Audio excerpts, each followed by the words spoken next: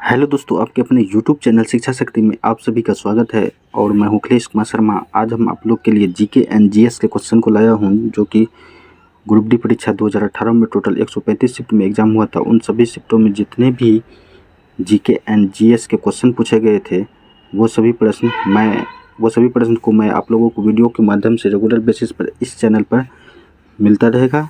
इसलिए आप लोग चैनल पर बने रहिएगा। और हाँ दोस्तों, अगर आप लोग चैनल पर नए हैं तो चैनल को लाइक, शेयर एंड सब्सक्राइब जरूर कीजिएगा। तो चलिए आज के वीडियो को स्टार्ट करते हैं। आज का पहला क्वेश्चन है, निषेचित अंडा युग्मज किसमें समाविष्ट हो जाता है? तो इसका राइट आंसर हो जाएगा ऑप्शन 2, गर्भाशय। निषेचित अंडा युग्मज गर्भाशय में समाविष्ट हो जाता है। चलिए अगले क्वेश्चन को देखते हैं। अगला क्वेश्चन है, निम्नलिखित में से कौन से तत्व का रासायनिक प्रतीक लैटिन से लिया गया है? तो इसका राइट आंसर होगा ऑप्शन 4, आयरन। आयरन तत्व का रासायनिक प्रतीक लैटिन से लिया गया है। चलिए नेक्स्ट क्वेश्चन को देखते हैं। सत्यव्रत कादियान निम्न में से किस खेल से संबंधित है? तो इसका राइट आंसर होगा ऑप्शन 1, कुश्ती। सत्यव्रत कादियान कुश्ती से संबंधित है। चलिए अगले क्वेश्चन को देखते हैं। अगला है, निम्नलिखित में से किस राज्य सरकार ने अगस्त 2016 में ऐतिहासिक अगस्त क्रांति मैदान में भारत छोड़ो टू स्वराज से सुराज पहल की शुरुआत की थी? तो इसका राइट आंसर होगा ऑप्शन 2, महाराष्ट्र। चलिए अगले क्वेश्चन को देखते हैं। अगला क्वेश्चन है, जब कोई वस्तु वृत्ति पथ पर गति करती है तो घूर्णन करती हुई वस्तु पर केंद्र की ओर लगने वाला बल क्या कहलाता है?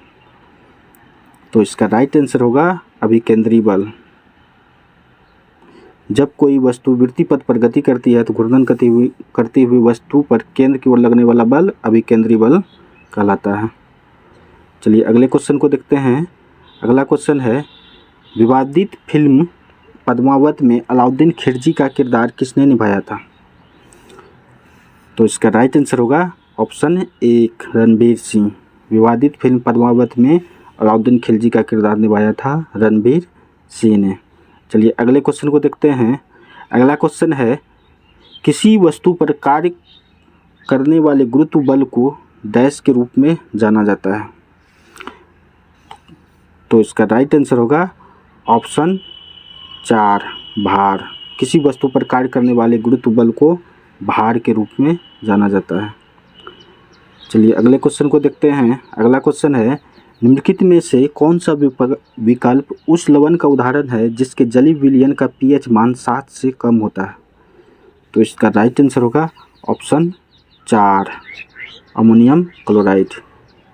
अमोनियम क्लोराइड का जलीय विलयन अमोनियम क्लोराइड का जलीय विलयन का पीएच मान 7 से कम होता है। चलिए अगले क्वेश्चन को देखते हैं। अगला क्वेश्चन है, निम्नलिखित में से किसे पर्वतीय पर्यटन स्थलों की राजकुमारी के रूप में जाना जाता है? तो इसका राइट आंसर होगा ऑप्शन 2, कोडाईकनाल। कोडाईकनाल को पर्वतीय पर्यटन स्थलों की राजकुमारी के रूप में जाना जाता है। तो चलिए अगले क्वेश्चन को देखते हैं। अगला क्वेश्चन है, भारतीय संसद का उच्च सदन किसे कहते हैं? तो इसका राइट आंसर होगा ऑप्शन 3, भारतीय संसद का उच्च सदन राज्यसभा को कहते हैं। चलिए अगले क्वेश्चन को देखते हैं। अगला है, धातु ऑक्साइड और हाइड्रोजन का निर्माण करने के लिए निम्नलिखित में से कौन सी धातु वाष्प के साथ अभिक्रिया करती है? तो इसका राइट आंसर होगा ऑप्शन 1, एल्युमिनियम। चलिए अगले क्वेश्चन को देखते हैं। शतवर्षीय युद्ध किन देशों के बीच लड़ा गया था? तो इसका राइट आंसर होगा ऑप्शन 4, शतवर्षीय युद्ध इंग्लैंड और फ्रांस के बीच लड़ा गया था। तो चलिए अगले क्वेश्चन में। अगला क्वेश्चन है, निम्नलिखित में से क्या ठोस, द्रव और गैस तीनों रूप में पाया जाता है? तो इसका राइट आंसर होगा ऑप्शन 3, और धातु जो है ठोस, द्रव और गैस तीनों रूपों में पाया जाता है। चलिए अगले क्वेश्चन को देखते हैं। अगला है, निम्नलिखित में से किस देश की तटीय रेखा विश्व में सबसे लंबी है? तो इसका राइट आंसर होगा ऑप्शन 2, कनाडा। कनाडा देश की तटरेखा विश्व में सबसे लंबी है। चलिए अगले क्वेश्चन में, अगला है निम्नलिखित में से कौन सा जंतु गर्म रक्त वाला होता है? तो इसका राइट आंसर होगा ऑप्शन 1, कबूतर जो है गर्म रक्त वाला जंतु होता है। अगला है आधुनिक आवर्त सारणी में कौन से समूह के तत्वों का बाहरी कोष पूर्ण होता है? तो इसका राइट आंसर होगा 18वां, ऑप्शन 3, यानी कि आधुनिक आवर्त सारणी में 18वें समूह के तत्वों का बाहरी कोष पूर्ण होता है। चलिए अगले क्वेश्चन को देखते हैं। अगला है निम्नलिखित में से कौन सा जानवर प्राध्वनि उत्पन्न कर सकता है? तो इसका राइट आंसर होगा ऑप्शन 2, पोरपोइसेस नामक जानवर जो है प्राध्वनि उत्पन्न कर सकता है। चलिए अगले क्वेश्चन में, अगला है निम्नलिखित में से किस माध्यम में ध्वनि की गति सर्वाधिक होती है?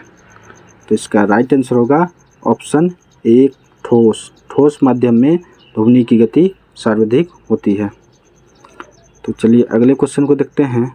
अगला क्वेश्चन है ट्रैफिक को नियंत्रित करने के लिए रोबोट का उपयोग करने वाले भारत के पहले शहर का नाम बताएं। तो इसका राइट आंसर होगा ऑप्शन 3, इंदौर। ट्रैफिक को नियंत्रित करने के लिए रोबोट का उपयोग करने वाले भारत के पहले शहर का नाम है इंदौर। तो चलिए अगले क्वेश्चन को देखते हैं। अगला क्वेश्चन है दयानंद सरस्वती निम्नलिखित में से किस मिशन के संस्थापक थे?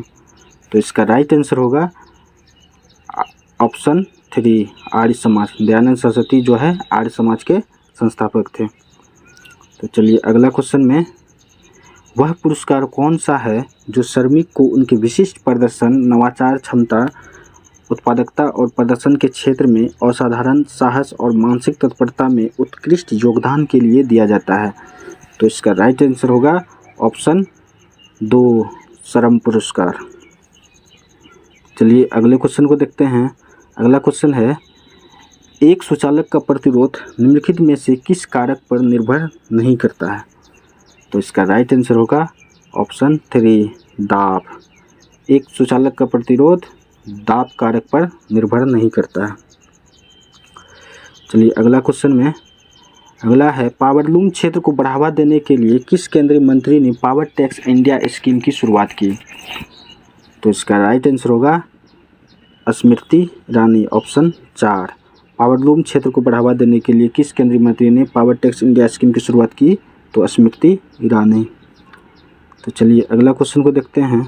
अगला क्वेश्चन है धोवन सोडा के एक अणु में पानी के कितने अणु उपस्थित होते हैं? तो इसका राइट आंसर होगा ऑप्शन 2, धोवन सोडा के एक अणु में 10 पानी के अणु उपस्थित होते हैं।